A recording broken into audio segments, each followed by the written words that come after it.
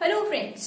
तो मैथ्स का आज एक बहुत इंपॉर्टेंट टॉपिक लेकर चलने वाले हैं जिसकी एप्लीकेशन आप अपनी डे टू डे लाइफ में देखेंगे। फिर चाहे आप किसी इंस्टेंट में हो, किसी कंडीशन में हो या किसी सिचुएशन में फंसे हुए हो, आप तीनों चीजों को अपनी इस चैप्टर से कोरिलेट कर सकते हो, मिला जुला कर देख सकते हो। तो चैप्टर का नाम रहेगा linear equation in one variable. तो वीडियो के साथ बने रहें, चलते हैं देखते हैं चैप्टर को।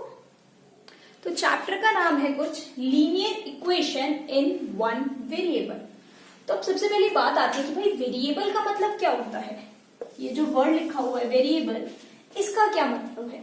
तो वेरिएबल का मतलब होता है कोई भी टर्म जो कि नंबर ना हो, नंबर को छोड़कर कोई भी टर्म, जैसे X Y Z, A B C ले लो, आप एलिमेंट ले लो, कुछ भी ले सकते हो। वेरिएबल बस वही होता है जिसमें डिजिट ना आए या कोई नंबर ना आए। ओके, वेरिएबल्स हो जाएंगे X Y Z, A B C या एलिमेंट। अगर मैं बात करूं 2 3 4, आप बोलोगे क्या 2 3 4 भी वेरिएबल है? तो नहीं, 2 3 4 वेरिएबल नहीं है। 2 3 4 कांस्टेंट नंबर्स हैं, कांस्टेंट नंबर। क्योंकि 2 जो है, आप देखो 2 की वैल्यू कोई चेंज ही नहीं कर सकता, 2 अपने आप में 2 ही है ना। वेरिएबल्स एक्स वाई जेड, आप एक्स की वैल्यू आप कुछ भी रख सकते हो, जो भी आपका मन करे। इस वजह से 2 3 4 हो गए, मतलब जो भी नंबर्स हो गए वो होते हैं कांस्टेंट, और वेरिएबल्स होते हैं X Y Z A B C element. Okay, अब बात आती है यहाँ पर एक और वर्ड लिखा हुआ है इक्वेशन। अब इस इक्वेशन का क्या मतलब है? तो भाई इक्वेशन का मतलब होता है कोई भी एक ऐसी like x plus 5 is equals to 0, तो ये भी एक इक्वेशन है हमारी। ओके, अब समझते हैं इक्वेशन कितनी तरह की होती है। तो इक्वेशन कुछ 3 तरह की होती है।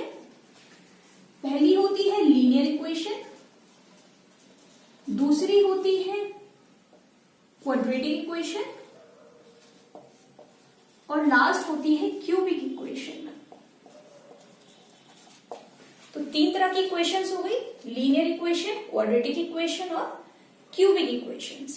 ओके, अब जो लीनियर इक्वेशंस होती हैं उसमें वेरिएबल्स की जो पावर होती है, पावर होता है ये कुछ टर्म जहां पर जैसे 1 लिखा हुआ है, तो पावर उसकी हमेशा 1 ही रहेगी, कुछ भी कर लो। लीनियर इक्वेशन में पावर 1 रहेगी, क्वाड्रेटिक में पावर 2 रहेगी, और क्यूबिक में पावर 3 हो जाती है हमारी। ओके, अब एक अगर मैं एग्जाम्पल दूं आपको लीनियर इक्वेशन का, तो हम यहां पर बोल सकते हैं x plus Y is equals to 5। क्या ये एक लीनियर इक्वेशन है? हाँ, ये एक लीनियर इक्वेशन है, क्योंकि दोनों की पावर कितनी है, x और y की पावर 1। ओके, क्वाड्रेटिक आ जाएगी X square plus 2x plus 5 equals to 0 है, इक्वल्स टू कोई नंबर है। तो क्या ये क्वाड्रेटिक है? ये क्वाड्रेटिक है। क्यों है? क्योंकि x की पावर यहाँ पर 2 आ गई है। ऐसे ही हम क्यूबिक की बना सकते हैं, X cube plus 8x square plus 5 is equal to 0। तो क्या ये क्वाड्रेटिक या क्या ये क्यूबिक है? तो हाँ, ये क्यूबिक है, क्योंकि यहाँ पर x क्यूब आ गया है। ओके, अब देखिए, अब जो लीनियर इक्वेशन होती है, लीनियर इक्वेशन ही 3 टाइप्स हैं। कौन कौन से? एक तो होता है 1 वेरिएबल, एक होता है 2 वेरिएबल, और एक होता है 3 वेरिएबल। अब भाई क्या है ये 1 वेरिएबल, 2 वेरिएबल, 3 वेरिएबल? तो भाई 1 वेरिएबल मतलब एक ही वेरिएबल आना चाहिए, एक ही, या तो x आए या y आए या z आए, केवल एक ही टर्म आना चाहिए। जैसे x plus 4 is equals to 5 अगर मैं लिखती हूं, तो ये भी एक इक्वेशन है, और ये 1 वेरिएबल में है, एक ही इसमें वेरिएबल है। ओके, अगर मैं 2 वेरिएबल की बात करूं, तो जैसे मैंने अभी ये वाली इक्वेशन लिखी थी x plus Y is equals to 5, तो ये 2 वेरिएबल में, इसमें x भी आ रहा है और y भी आ रहा है। और अगर मैं 3 वेरिएबल की बात करूं, तो इसमें 3 इक्वेशंस आएंगी, जैसे या 3 वेरिएबल्स आएंगे, x plus Y plus Z is equals to, यहाँ पर आप कुछ भी कोई भी नंबर ले सकते हो, मैंने ले लिया 1। ओके, अब एक इंपॉर्टेंट चीज कि अगर यहाँ पे जैसे 1 वेरिएबल है तो वन वेरिएबल को सॉल्व करने के लिए हमें केवल एक ही इक्वेशन की जरूरत होती है। दो वेरिएबल है तो दो इक्वेशन की जरूरत पड़ेगी, और तीन वेरिएबल है तो हमें तीन इक्वेशन की जरूरत पड़ेगी क्वेश्चन को सॉल्व करने के लिए।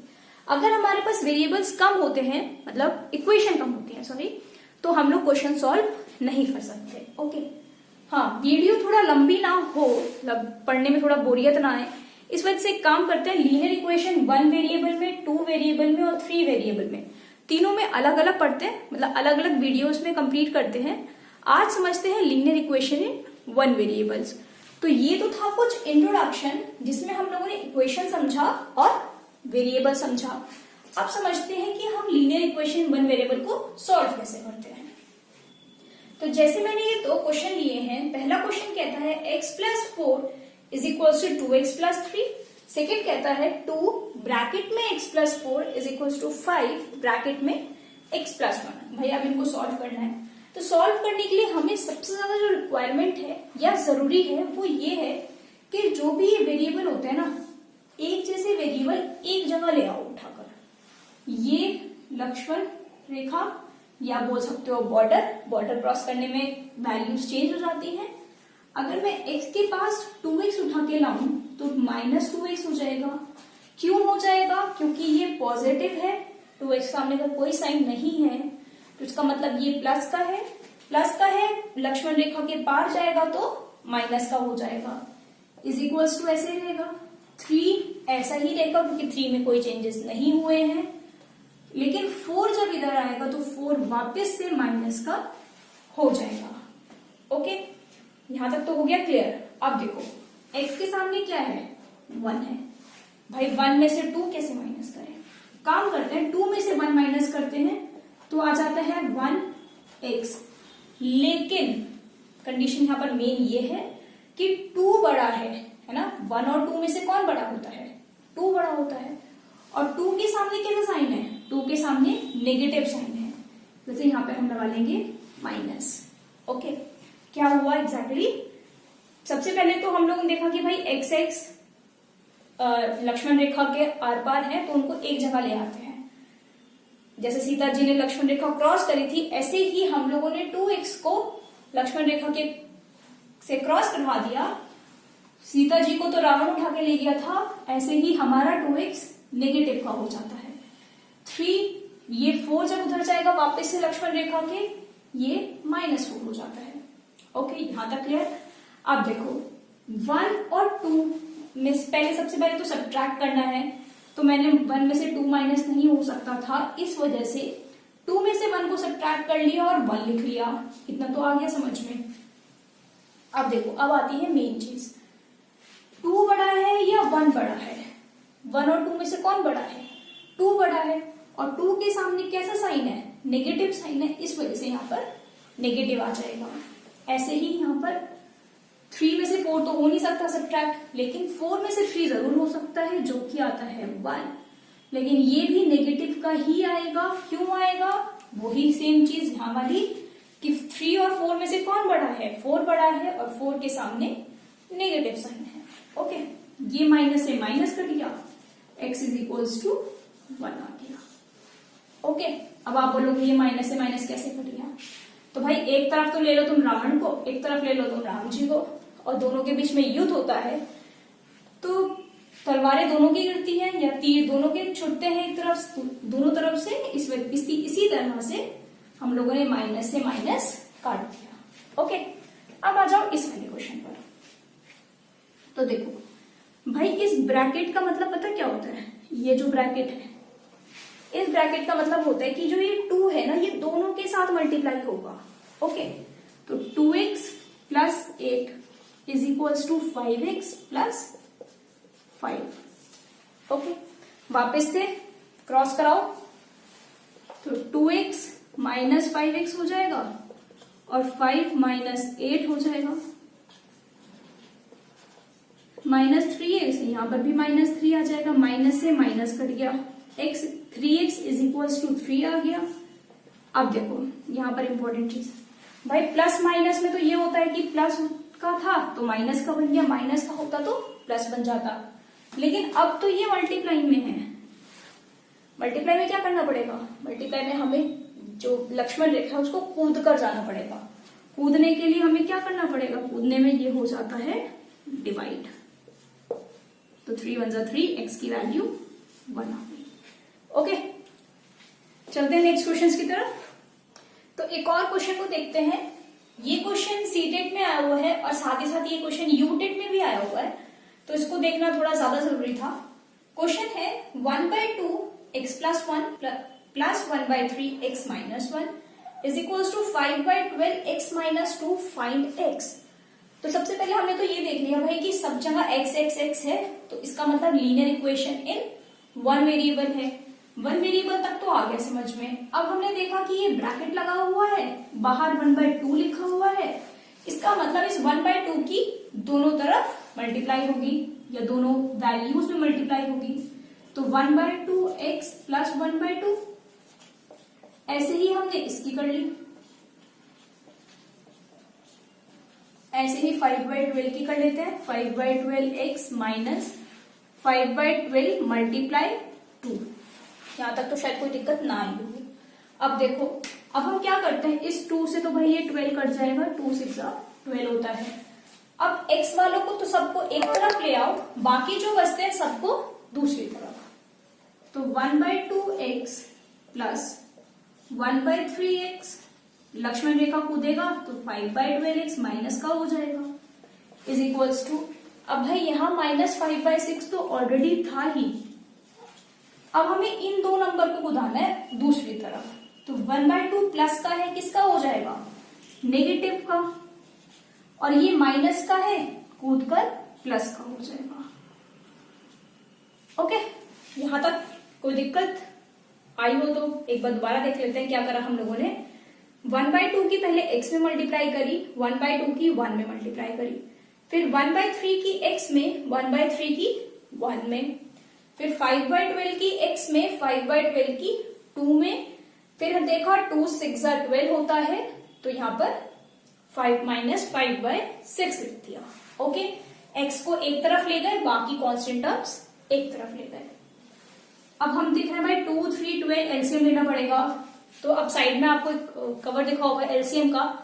अगर आप लोगों ने वीडियो अभी तक नहीं देखी है तो नीचे डिस्क्रिप्शन में मैंने लिंक दिया है, वहां से जाकर आप लोग इसका एलसीएम कैसे निकालते हैं देख सकते हैं। तो इसका एलसीएम आता है 12, 2 6 12 होता है, 3 4 12 माइनस 5x। यहां पर एलसीएम कुछ आएगा 6, ठीक है। ये एलसीएम वाले आप वीडियो में जाकर देख सकते हैं। तो वह 6 प्लस 4 कितना हो गया, 10। 10 में से 5 सब्ट्रैक्ट करेंगे, 5 आएगा। अब आता है यहां वाली बात, यहां है इंपॉर्टेंट। देखो, माइनस ले लेते हैं कि एक बहुत गंदी चीज है ना, या आपके दोस्त के अंदर या आपके अंदर खुद के अंदर कुछ बुराइयां हैं माइनस, और प्लस है कुछ अच्छाइयां। तो भाई बुराइयां और बुराइयां दोनों एक साथ जुड़ जाएंगी, है ना। तब तो आप बोलते ना, बुरे इंसान के साथ मत रहो या बुराई मत देखो किसी के अंदर, किसी के अंदर से सारी अच्छाइयां लेने की कोशिश करो, ना कि बुराइयां। तो 5 + 3 हो जाता है -8 प्लस 2/6। आप लोग बोलोगे माइनस क्यों आया, क्योंकि वही सेम चीज जो पिछले क्वेश्चन में करी कि 5 बड़ा है, 5 के सामने नेगेटिव साइन है, इस वजह से माइनस आया। ओके, माइनस प्लस माइनस होता है, बुराइयां ज्यादा है अच्छाइयां कम है, तो क्या है ज्यादा हमारे अंदर, बुराइयां। तो बुराइयों में से अच्छाइयां घट जाएंगी, यहां पर आएगा -6/6। ओके, 6 कट गया, 1 बचा। तो यहां पर हमारे पास जो आंसर आता है वो अभी आता है 5x/12 is equals to -1। Okay, अब यहां से x की वैल्यू निकाल लेंगे। कैसे, 1 के नीचे 1 है मुझे पता है, क्योंकि अगर कोई नंबर नहीं होता तो 1 तो होगा ही ना। यहां से हम लोग कर लेते हैं cross multiply, 5x is equals to -12 multiply में है तो डिवाइड में जाएगा ही जाएगा। तो आंसर आ जाता है -12/5। ओके, एक बार दोबारा देख लेते हैं। पहले मल्टीप्लाई करी, एलसीएम लिया, सॉल्व करा, सिंपल सी चीज थी। बस यहाँ पर थोड़ा सा ध्यान रखने वाली बात है कि माइनस माइनस प्लस होता है। ये वाली चीज मैंने बहुत अच्छे से एक्सपोनेंट पावर्स वाली वीडियो है, वो भी डिस्क्रिप्शन में लिंक है, वहां से जाकर आप लोग देख लेना। 5 + 3 8 + 2/6, 8 में से 2 सब्ट्रैक्ट करते हैं तो 6 बचता है, और 6/6 मतलब 1, -1 यहाँ पर आया, क्रॉस मल्टीप्लाई करके हमने क्वेश्चन सॉल्व कर दिया। ओके, तो ये था लीनियर इक्वेशन इन 1 वेरिएबल। बहुत जल्द लीनियर इक्वेशन 2 वेरिएबल्स भी करते हैं और साथ साथ 3 वेरिएबल्स भी करते हैं। Okay, so thank you guys. अगर वीडियो पसंद आई हो, चैप्टर की समरी या चैप्टर का इंट्रोडक्शन पसंद आया हो, तो वीडियो को लाइक करना न भूलें, शेयर करना न भूलें, और साथ ही साथ चैनल को सब्सक्राइब करना भी ना भूलें। Thank you guys, keep supporting.